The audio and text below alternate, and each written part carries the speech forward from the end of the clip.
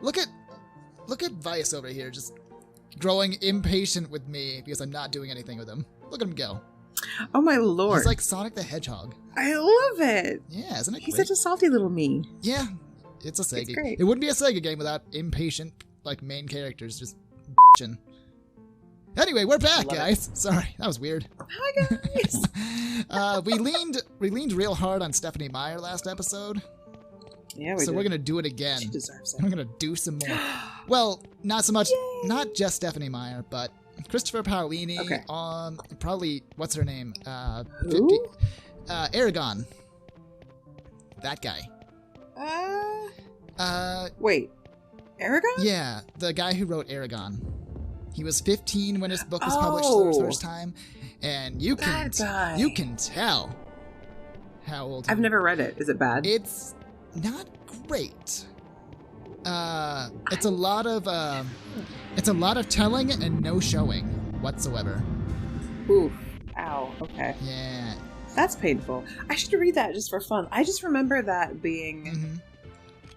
Like, I remember when the movie came out, it was billed as, like, the book was really popular. Was the book not popular? It got a movie, so I guess. Well, that's good. It got a movie, and no one's happy about it, because the movie was awful. No.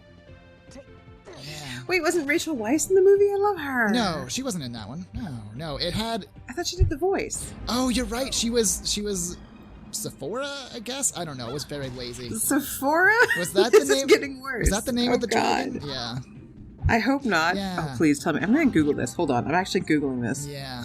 I don't know how to spell Aragorn. It's just... Aragon? Aragon. It's just dragon with an E instead of with a D. Just so you are aware of what's going on there.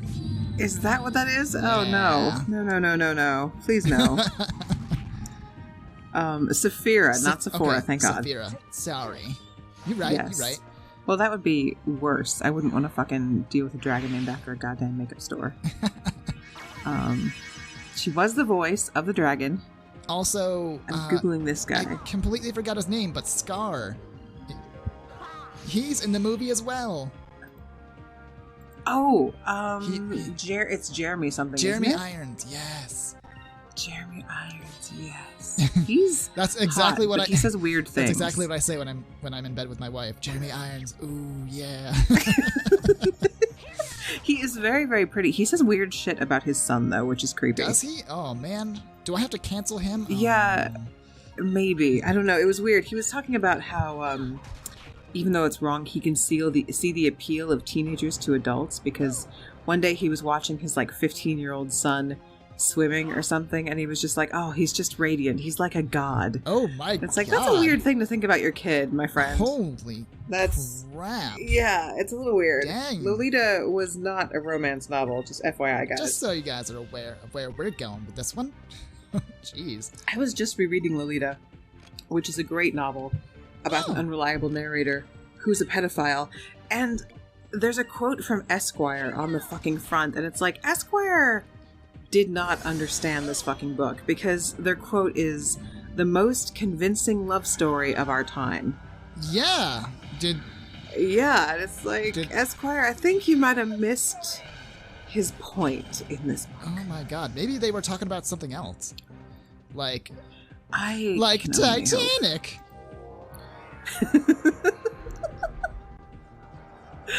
Oh man, that was a terrible movie. That was a terrible everything. Anyway, so going back to talking about fucking Aragon, that book is a very it doesn't show you anything. It's all tell and no show. Mm-hmm. It's just so bad, and like a whole bunch of people are just like, "Oh my god, it's so great! It's a great book." The author was 15 years old when he wrote it. He was so amazing. Oh god. Yeah. Oh no. I googled him because I'd never heard of him before. Yeah. They sold very well. They did. It's a simple. But it doesn't look like he's written. It doesn't look like he's written anything. Oh wait, no, I was wrong. Oh. He wrote a book called The Fork, the Witch, and the Worm in 2018. Oh yeah, he's trying to write another book in the series, I think, right now. There was also a cookbook? No, it's a coloring book. I'm sorry. Those are the exact same coloring things. book. They're totally the same thing. Oh, yeah. I swear. You don't put crayons in your food? That's how I cook. I don't put crayons in my book. My food. Why wouldn't I? Oh, I guess The Fork and the Witch and the Worm is like the beginning of a whole new series. Oh, that's cute. It has a very, very, very short Wikipedia page, and I'm guessing it didn't do super well. Neat. I feel sort of bad ripping on an author that I've never actually read, but just from what you told me, it doesn't look...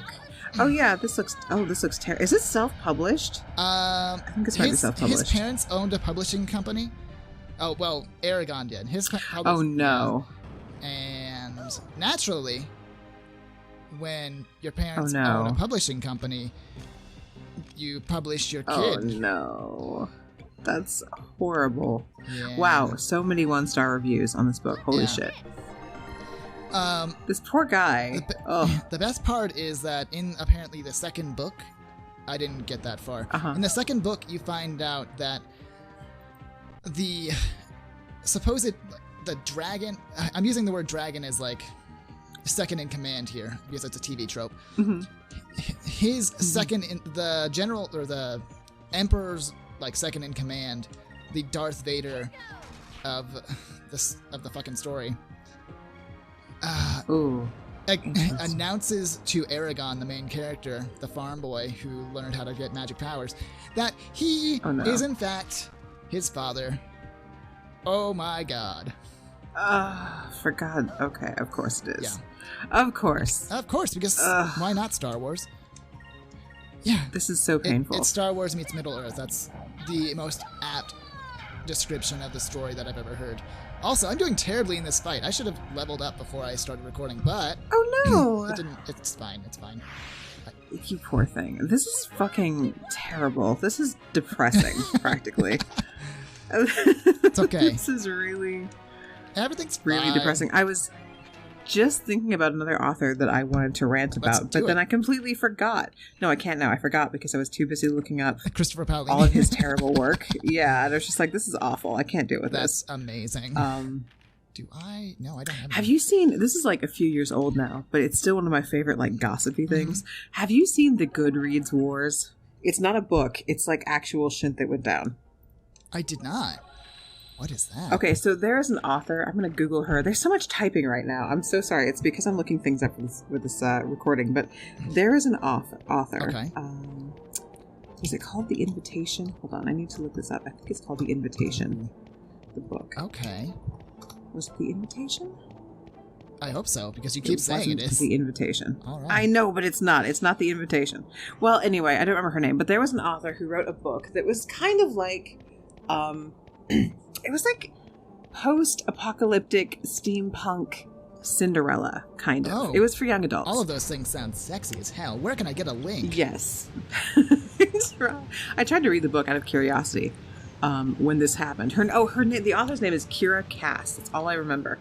That's a fake name, isn't it? That's gotta be. Probably. It's gotta be, probably.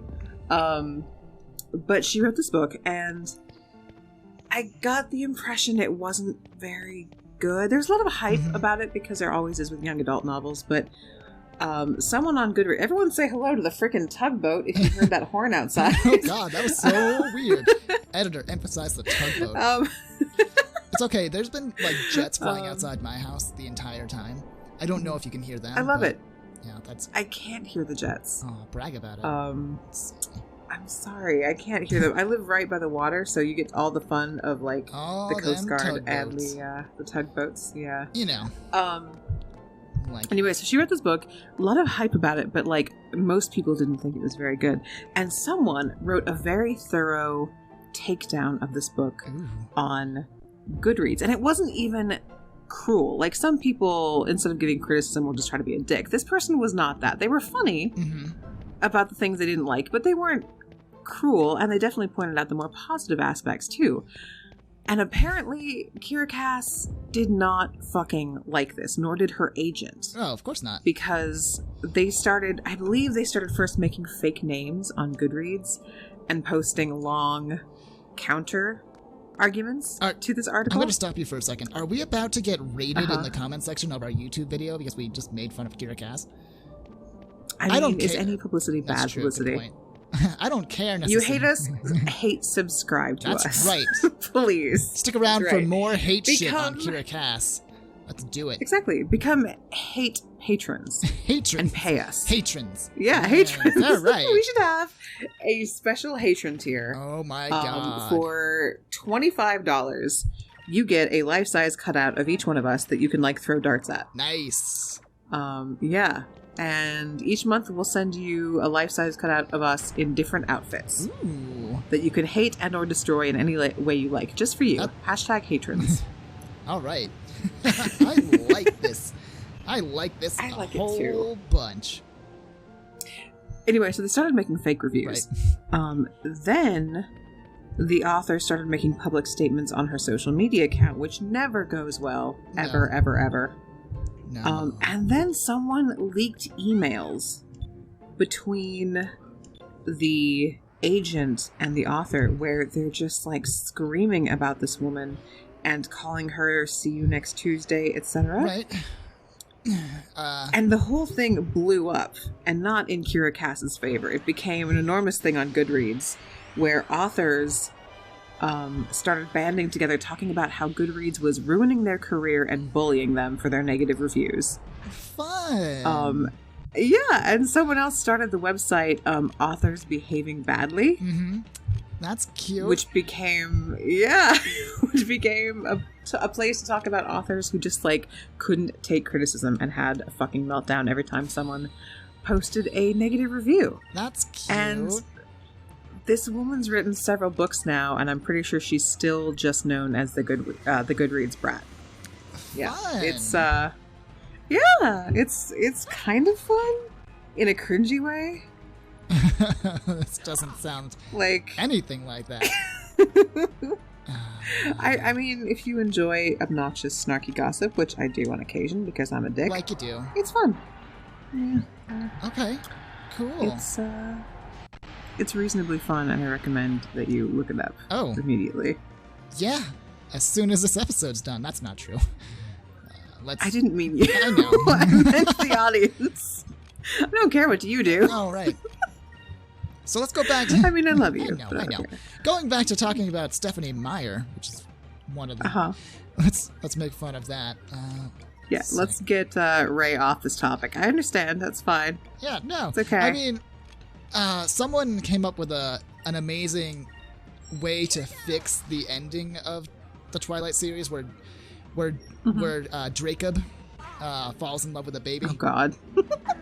Yeah. That's so creepy. Well, they had to break up that love triangle somehow. Someone said what they should have done. Oh shit, I'm gonna lose this fight.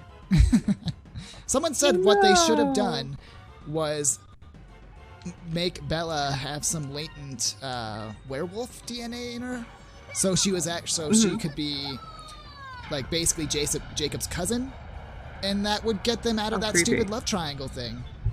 It would get them out. It would be. It was called the. It was called the Star Wars like backup plan, because that's how they got Luke and Leia out of that, because they found out they were family. Right. I fucked up. Super creepy that they kissed before that, though. Yeah, it was really bizarre. I mean, it's super creepy. Super creepy. Also, it makes the first movie way darker, because in the very beginning of the first movie, Vader tortures Leia, and it's like, that's your daughter now. That makes this way creepier, my dude. Yeah, well, he didn't know that she was his daughter. He thought. Did he not? No, he didn't. He thought his kids were dead. Like, he didn't know. Oh, that's right. Wait, but wasn't that only revealed in the sequels or the prequels? No, it was revealed in. He revealed that Luke was his father in the second one, and then in the very third one, he's like, "Oh, you've got a sister." Ha ha. Oh, yeah. Creepy. I'm gonna die in this fight, so. Well, enjoy dying. We're not even focusing on the game, honestly. We are not, obviously. Because I just let my boy die. You know, Stephanie Meyer actually lives quite close to my house. Oh, good. Forks. That's neat. No, she doesn't live in Forks. Forks is a terrible place, by the way. I have no idea why she fucking set the book there.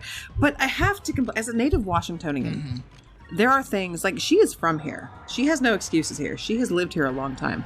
She made this weird choice to make a place called Port Angeles, which is absolutely a real place, small town here, into like this dangerous city where A, one would go dress shopping with their friends, which is absolutely not the case, and B, where roaming gangs of drunk frat boys are patrolling the streets. Fun. Looking for victims. Yeah, Port Angeles is like God's waiting room. It's nothing but like open land, diners, and old people, and it's so safe that none of the seniors in this area, they don't even lock their fucking doors. You drive through Port Angeles, you drive through like this suburb where there are old people sitting on their lawns with a beer and a cooler at 3 a.m. because like there's nothing to do except talk to your friends and nobody's getting robbed or murdered. Like, it is the most benign place you can imagine. And she turned it into like the mean streets of Port Angeles, and it's just it's just not a thing. It's not a thing that happens. That's great. You're so great. Yeah, and she lives here. She's from here. She doesn't get an excuse. What the fuck? Port Angeles? Are you serious? Yeah, she's not very good at this, I guess. Oh my god. It's better than 50 Shades of Grey, which started out as Twilight fan fiction. Right. with an even dumber name. Sorry. That's true, actually. No, it's true.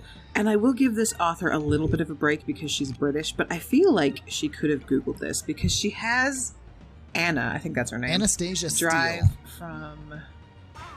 I can't remember where the fuck she lives. I think she's supposed to live in like Spokane or Olympia, which is in eastern Washington. And she's supposed to drive through Seattle, which is like, I mean, it's not that long of a drive. It's a couple hours. But she, for some reason in the book, she's like, I'm going to drive all the way down the highway into Oregon, a different state that's longer away, and then back up to Seattle because that's the fastest route. It's like, I feel like you could have just Googled this. Could have. Like you're not very good. You could have just like looked it up. Oh, God. She has her drive to Portland, Oregon before Seattle, and it's like, that's like, you just turned a 2 to 3 hour drive into like a 9-hour drive. She did. Possibly longer for no reason. What? Sorry, we're rebooting this. Editor, you know what to do. Oh. Yeah, because I lost easily. Hi, editor. Sorry. Sorry that I keep rambling about things. No, it's fine. I just didn't want to keep playing. I didn't want to waste everyone's time on that.